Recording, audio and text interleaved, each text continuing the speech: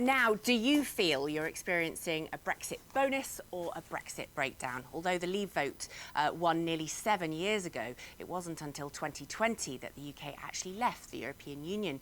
Tuesday marked the 3-year anniversary of that departure, which followed years of bitter political wrangling. The West Midlands vote was more heavy for Leave than in any other part of the UK. So to mark the anniversary, I headed out to discover how it's been going for a range of our small businesses. We never ship anything from the UK to Ireland anymore. We just don't do it. The last time we did, a parcel went from here to Charles de Gaulle Airport, to Shannon Airport, to a customer in Limerick, and it took 4 weeks. And how long did it take before Brexit? 3 days. Nick Lauren's Shrewsbury-based firm supplies cutting and finishing products to the building trade. The impact for us has been we've had to completely rethink our business model. We've separated the companies out, we've opened up a new company in the Republic of Ireland, so we're still in the European Union. The UK hasn't grown, it's stagnated, but the Irish side of the business has gone from strength to strength. A recent survey by the Federation of Small Businesses found about a quarter of its members have temporarily stopped sales to Europe because of new paperwork and delays. One of the industries where it's easiest to point to the differences since Brexit is agriculture, because gone is the common agricultural policy, those EU subsidies, replaced by payments from the British government for environmental upkeep. They were announced just last week. I'm Simon Davis and I farm on a mixed medium-sized farm here in North Shropshire. As soon as that Brexit vote happened, we looked at diversifying our business. We could see things were going to change, and I thought it was a really great chance for us to perhaps take a different direction away from selling a lot of crops. So we've started growing things like these sunflowers behind me, different flowering crops for people to enjoy at weekends, during the summer holidays. Our business kind of seen more impacts from things like COVID, the war in Ukraine, and that would be where I would have seen our biggest, struggles as a business would have come from. Simon has successfully steered his business away from subsidies by selling direct to the public. But other parts of the farming sector have had serious problems with labour shortages, something that's also been felt in hospitality. We cater for private events, primarily South Asian events across the country, and then we also have our a la carte division as well, which is where we are right now. Shamim is currently overseeing renovations at her firm's Walsall restaurant. She's looking to the future, but says there have been difficult days. We heavily relied on personnel from overseas, mainly European countries, to come and kind of deliver the front of house service. So post-Brexit, immediately, we definitely felt that kind of struggle. But I think slowly, we're coming out of it, and we're starting to get kind of key roles, such as front of house positions, filled again. We may not be talking about it every day anymore, but whether you feel it was the right decision that'll come good or a terrible mistake, I don't get it. The impact of Brexit is still being felt. Well, joining us now for this part of the programme is Bill Etheridge. Bill was one of the UKIP MEPs for the West Midlands from 2014 to 2019, and he was one of the leading voices in calling for us to leave the EU here in the West Midlands. Welcome to you, Bill. Now, you spent years campaigning for Brexit. You got exactly what you wanted. Are you happy? Well, 10 years, and no, I didn't get exactly what I wanted, and I'm bitterly disappointed. I feel that what's actually being delivered is irrelevant and an utter shame on all of the people who tried so hard to achieve these things. We were looking to give government an opportunity to do things differently, free of the regulation and the rules of the European Union. What actually has happened since is we've had increased public spending, higher taxes, inflation, green agendas with the net zero, proxy war in Ukraine, COVID lockdowns.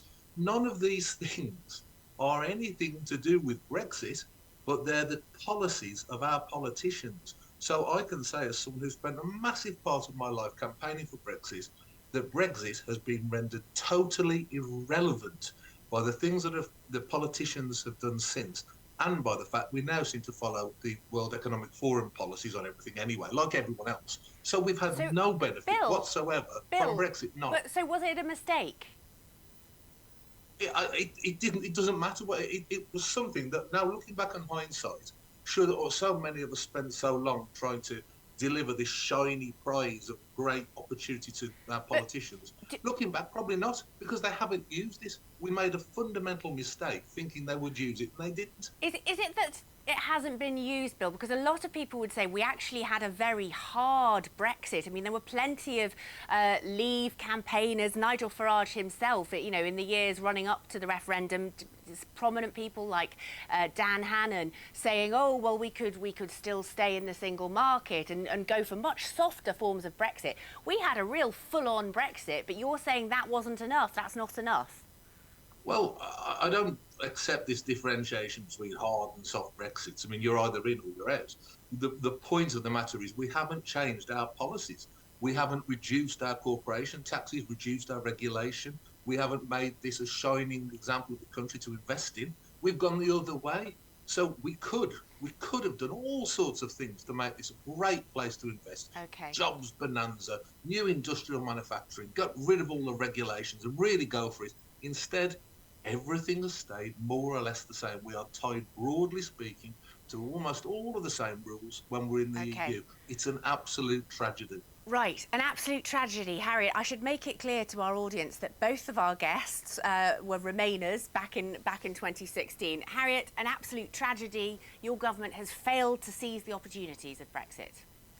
Well, I was struck in your package of the sort of resilience and adaptability of the manufacturer, the restaurant owner and the farmer in terms of dealing with this challenge. And I was struck with what Bill said about the fact that 3 years ago, almost to the day, was when someone got a rather nasty cough in Wuhan after the livestock market showed up with something rather infectious. And so it has been a really tough 3 years with the pandemic. Although the IMF figures this week show that out of the G7, all of those countries experienced the pandemic. All of those countries have been affected by the war in Ukraine. It's only the UK whose economy is shrinking. The UK actually grew double the rate of the US last year and 25% stronger than China and stronger than the EU as a whole. But no, don't let those sort of details get into the discussion. I think equally, an economist would tell you that was because the UK economy had fallen much more dramatically, so it recovered. I think what you're saying is that you're agreeing with me, Elizabeth, that the economies grow at different rates and different paces at different times,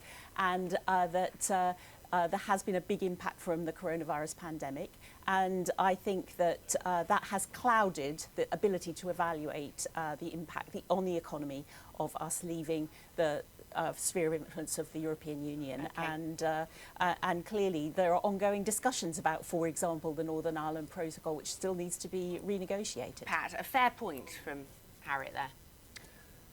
Look, when I was listening to Bill there, it reminded me of the people who said the trouble with communism is it's never been tried properly. And, you know, we have Brexit, we have to now face the consequences. I think I'd make 2 points. On the politics, I think it's not going to change the outcome. We're now out of the European Union. I don't think the next election will be a Brexit election. I think it will be fought on different things.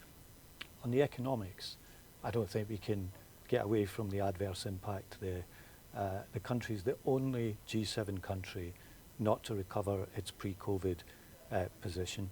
It's bottom of the league in growth forecasts for the next 2 years. And the government's own Office for Budget Responsibility said that Brexit has had a significant adverse impact on our trade. That's not a forecast, that was a verdict. So on the politics, we're going to be remaining outside the EU, but on the economics so far, Britain is an outlier in how weak it's been doing in recent years. And so what we've got to do is try to fix some of the holes in this, try to get a better trading relationship without rerunning the painful in or out argument that we had over the referendum. We definitely don't want to do that. Okay.